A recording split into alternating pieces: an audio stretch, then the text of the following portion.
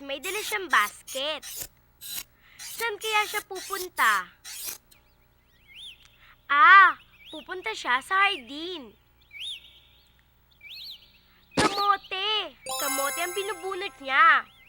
Sa labanos. 2. Gabi. 3. Bawang. 4. Singkamas. 5.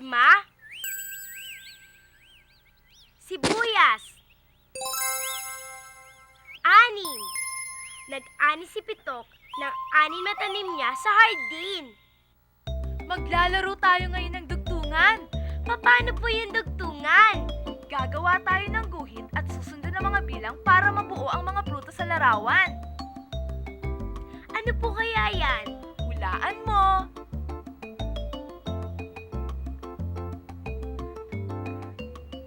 Ayan, malapit na siyang mabuo.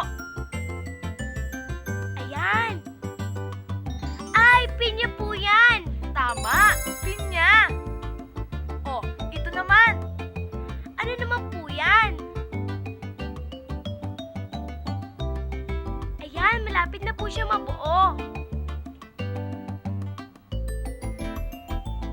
Ay, langka!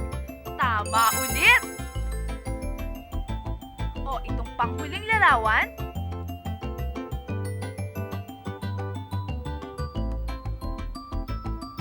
Kaya mo kayang mahulaan ito? Opo. Ayan, malapit na. Kasoy! Kasoy po yan.